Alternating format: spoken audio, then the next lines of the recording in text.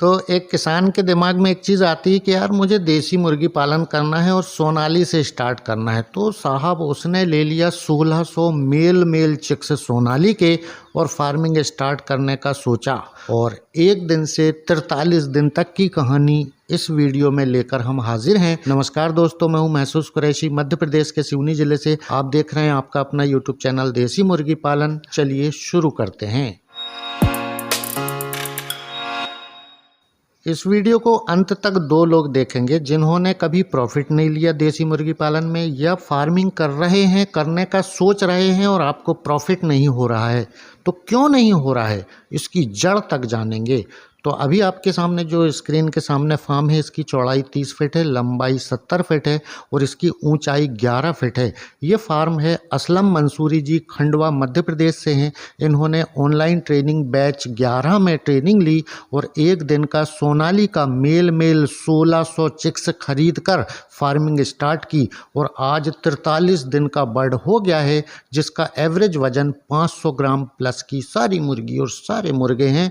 तो बचत करने के तरीके पर आज का पूरा का वीडियो फोकस करते हैं। तो आप स्क्रीन के सामने देखिएगा, यह बर्ड और इसका मैनेजमेंट, फार्म की डिज़ाइन, फार्म की क्वालिटी और कैसे क्या क्या मैनेज किया है।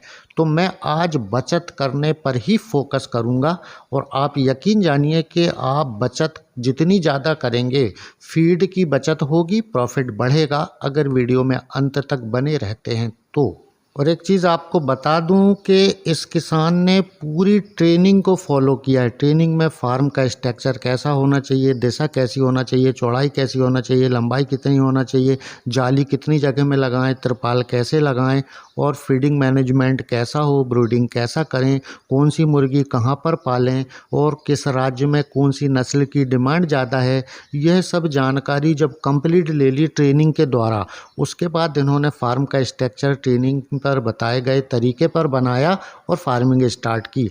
अब बात आती है कि बचत कैसे करें। अगर हम फार्मिंग करने का सोचते हैं, फार्मर मीन्स किसान, तो किसान कितनी मेहनत करता है आप सब जानते हैं। तो यहाँ पर फ्री रेंज एरिया में थोड़ी सी जगह में कवर करके यहाँ पर फार्मर ने, किसान ने क्या लगाया है, पालक। उसी पालक को वो लेके आते हैं सुबह के सुबह और इसको छोटे छोटे टुकड़ों में कट करते हैं कि वेस्टेज ना हो। अगर आप पालक को वैसे ही डालेंगे तो स्क्रीन के ऊपर देखिए, इतना वेस्टेज खराब होता है, बच जाता है, मुर्गी नहीं खाती हैं। और कट करके छोटा छोटा करके आप डालते हैं तो पालक, मेथी, लाल भाजी, जो भी आपको डालना है, बरसीम, यह सब आप बेहतरीन छोटा छोटा कट करके डालिएगा। पत्ता गोभी, फूल गोभी, जो भी आपके पास आपके यहाँ उत्पादन होता हो या बाज़ार में सस्ता मिलता हो, ये लेके आइए। ये देखें आप, फूल गोभी के कटिंग की हुई है, इसको भी मिक्स करके और पालक में और वर्सी में मिला के किसान खिलाता है। और बहुत मेहनत है जी, मैं आपको बता दे रहा हूँ, मरते तक मेहनत है, क्योंकि ये किसानी है। फार्मिंग मैंने थोड़ी देर बताया ना, फार्मर यानी किसान। अगर हम ये सोचते हैं कि फार्मिंग स्टार्ट कर ली तो हम साहब बन गए, बिल्कुल नहीं। आप किसान बनने जा रहे हैं, ये सोच के फार्मिंग स्टार्ट करिएगा और मुर्गी पालन करिएगा। आपको सुबह से शाम तक और शाम से बल्कि रात तक भी आपको वहाँ समय देना पड़ेगा और आपको मेहनत करना पड़ेगा।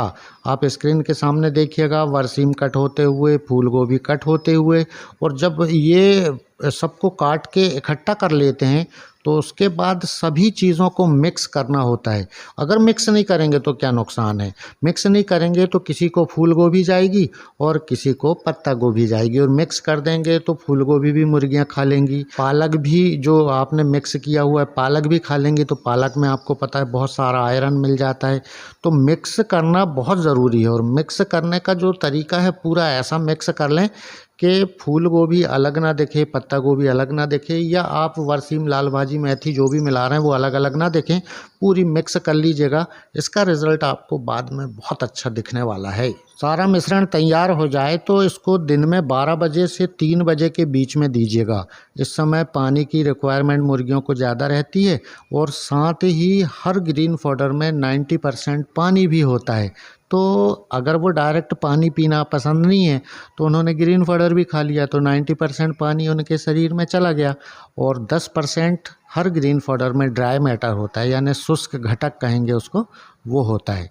तो ये आप यहाँ देखें कि किसान ने सारा मिश्रण बना के कट करके तैयार करके फार्म के अंदर लेके आ गया और पूरे फार्म में सारी मुर्गियों को खिला रहा है। अगर इस बीच में इसने 20 किलो ग्रीन फॉडर खिला दिया तो 700 रुपये की बचत 12 बजे तक किसान ने कर ली जी। दाने की जगह में ग्रीन फॉडर यूज़ कर लिया, बचत हो गई उसकी 700 रुपये की। तो 700 रुपये दिन की बचत हो रही है। अगर यही दाने वाले को जाता तो फीड वाले का पेट भरता, आपको अपने जेब से नगद पैसा देना होता है ना। अच्छा, ग्रीन फॉडर देने के तरीके में अगर सुधार करें तो 60 रुपये की 1 किलो पॉलीथीन लेके आइए, अच्छी लंबी होती है, उसको बिछाइए और उसके ऊपर खिलाइए। उसका फ़ायदा क्या है मैं आपको बताता हूँ।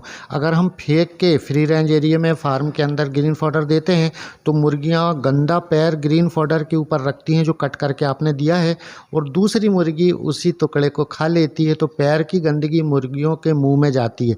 यही कारण होता है कि इसलिए फ्री रेंज फार्मिंग करने वाली मुर्गियों के पेट में ज़्यादातर कीड़े होते हैं, वर्म्स होते हैं ना।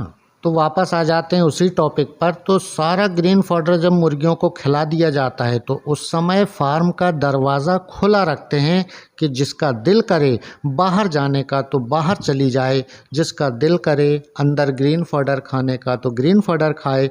जब तक उसको मस्ती करना है बाहर मस्ती करे, जब उसका दिल करे कि फार्म के अंदर जाना है तो फार्म के अंदर चली जाए।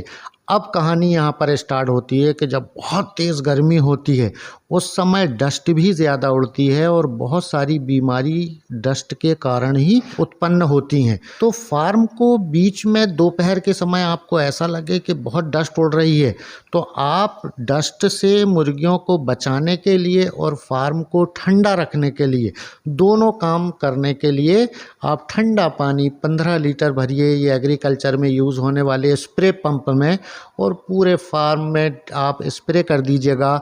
इससे डस्ट उड़ना बंद हो जाएगी। जो मुर्गी उछल कूद करती है, डस्ट उड़ती है, मुर्गी सांस लेती है तो उसके नाक के बहुत बारीक छेद होते हैं, उस पर डस्ट इकट्ठा होती है और मुर्गी मुंह खोल के सांस लेती है। मुंह खोल के सांस लेने के कारण मुंह सूखता है और मुंह खाने के लिए बना है, सांस लेने के लिए नहीं बना है। आहार नली है, उस पर भी बहुत सारे बैक्टीरिया और डस्ट इकट्ठा जमा होती हैं, इसलिए मुर्गी मुंह खोल के सांस ना लें, ये ध्यान रखें। तो फिर वापस आ जाते हैं बचत करने का तरीका नंबर 2 क्या है। पहला तो ग्रीन फॉडर था, उसके बारे में मैंने आपको बता दिया, हो सकता है आपका वीडियो लंबा लगे। दूसरा तरीका ये है कि आप अब मुर्गियों की उम्र 30 दिन प्लस जब हो जाती है तो फिनिशर दाना देने की स्टेज उनकी होती है, तो उस पर 50% फिनिशर के बराबर मोटा ग्राइंडर से ग्राइंड किया हुआ मक्का मिक्स करके खिलाइएगा तो आपको फीड की बचत होगी।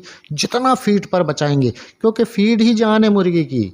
दाना पानी में सबसे मुख्य, जो पानी की तो उतनी लागत नहीं आती मेरे भाई, दाना बहुत महंगा पड़ता है, तो दाने की बचत करिएगा। जितना दाना में पैसा कम जाएगा वो आपके जेब पे सुरक्षित पैसा है और वही आपकी मुख्य बचत है। तो दोस्तों, वीडियो अगर पसंद आए तो लाइक कर दीजिएगा। अगर चैनल पर पहली बार आए हैं तो चैनल को सब्सक्राइब करके बेल आइकन दबाकर ऑल में कर लीजिएगा। मैं बीमार मुर्गियों के इलाज वाली वीडियो बनाया करता हूँ। अगली मुलाकात फिर किसी नए टॉपिक के साथ बहुत जल्द होगी। तब तक के लिए नमस्कार, आदाब, जय हिंद, जय भारत।